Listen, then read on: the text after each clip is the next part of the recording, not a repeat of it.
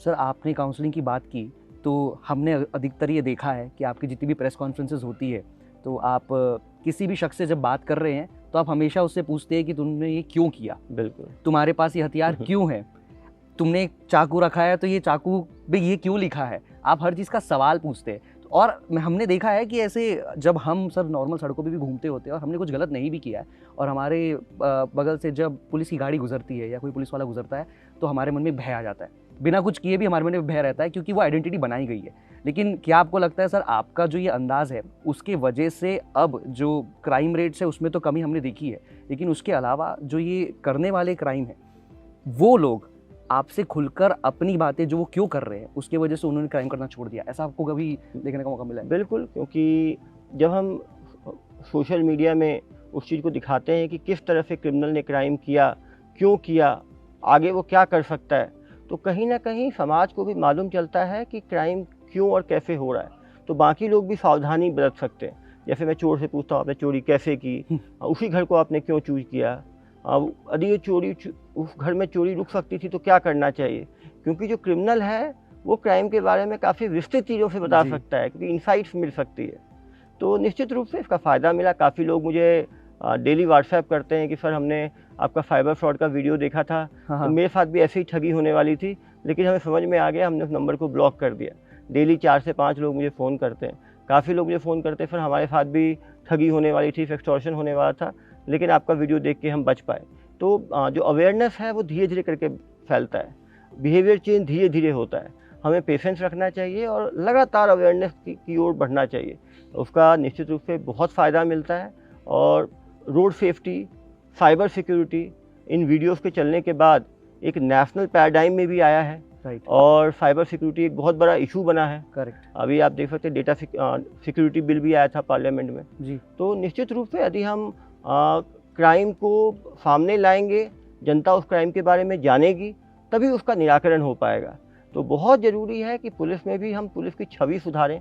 कहीं ना कहीं जो जनता है वो ट्रैफिक कांस्टेबल के साथ मिलती है, जब वो थाने जाते हैं तो कहीं ना कहीं उन्हें डर सा लगा रहता है। जी। इसीलिए हम लोगों ने हर थाने में QR कोड बेस्ड लगाया कि लोग अपनी फीडबैक दे सकते हैं। ओके। जिससे कि हम जो थाने में किस आरक्षक का या किस पुलिस पर्सनल का बिहेवियर कैसा था, तो कहीं ना कहीं करेक्टिव मेजर्स लिया जा सकता है। क्योंकि मेरा पर्सनल नंबर जो है वो पब्लिक है, राइट। तो लोग मेरे पर्सनल नंबर पे व्हाट्सएप डाल के बताते हैं कि उनका जो थाने गए तो उनका व्यवहार कैसा था, वो कैसा फील हुआ। लगातार जब हम रोड पे चलते हैं, फ्लैग मार्च करते हैं, तो हज़ारों की संख्या में यूथ जो है हमारे से मिलते हैं, अपनी समस्याओं को बताते हैं। तो कहीं ना कहीं जो जनता और पुलिस के बीच में जो गैप है वो कम हुआ। लोगों को ये समझ में आया धीरे धीरे करके कि पुलिस जो है वो उन्हीं में, जनता में से ही भर्ती होकर पुलिस में आए, हम कोई अलग नहीं है। और पुलिस जो है वो काफ़ी लंबे समय तक 24/7 काम करते हैं। हमारे भी जो पुलिस पर्सनल्स हैं वो बहुत स्ट्रेस रहते हैं। करेक्ट। आप देखेंगे आत्महत्या के जो रेट्स हैं पुलिस के अंदर किसी भी संस्था में सबसे ज़्यादा हैं। और पुलिस में आप देखेंगे कि जितने लाइफस्टाइल इलनेसेस हैं, डायबिटीज़, हाइपरटेंशन, वो पुलिस में बहुत ज़्यादा है। जी। क्योंकि हमारे इरेटिक वर्क टाइम्स हैं। कहीं भी हम फ्राइड फूड खाते हैं, कहीं कुछ खाते हैं, हम घर का खाना बहुत टाइम नहीं खा पाते। जो हमारा लोअर पर्सनल है वो पूरे टाइम रोड पे रहता है या कहीं जुलूस में रहता है, थाने में रहता है, वो घर जाके लंच भी नहीं कर पाता कभी कभी।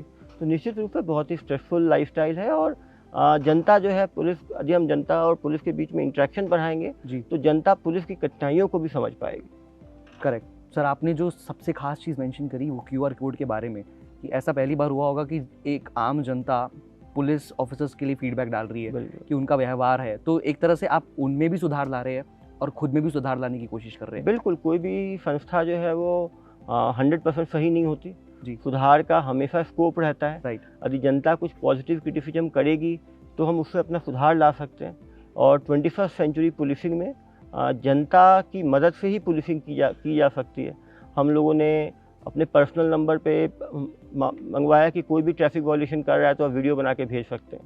कोई भी यदि अपराध कर रहा है तो उसका वीडियो बना के भेज सकते हैं। जी। कोई भी लड़का यदि छेड़छाड़ कर रहा है दूर से तो आप वीडियो बना के भेज सकते हैं। तो इससे कहीं ना कहीं जो अपराध करने वाले लोग हैं उनके अंदर भी भय आया कि वो 24/7 मॉनिटर किए जा रहे हैं। पुलिस पर्सनल्स की इतनी संख्या नहीं है कि हम एक एक आदमी पर ध्यान दे सकें, लेकिन बहुत ज़रूरी है कि जनता भी केवल पुलिस की कमियां निकालने की जगह पुलिस को कोऑपरेट करे। Correct. कोई कहीं पे कुछ क्राइम होता हुआ देख रहा है तो उसको उसका फ़ोटो वीडियो बना के, आज के सभी पुलिस डिस्ट्रिक्ट पुलिस के ट्विटर हैं, इंस्टाग्राम हैं, सभी के अकाउंट्स हैं, उसमें उसको फ्लैग किया जा सकता है, जिससे कि इन अपराधियों के ऊपर कार्रवाई की जा सकती है।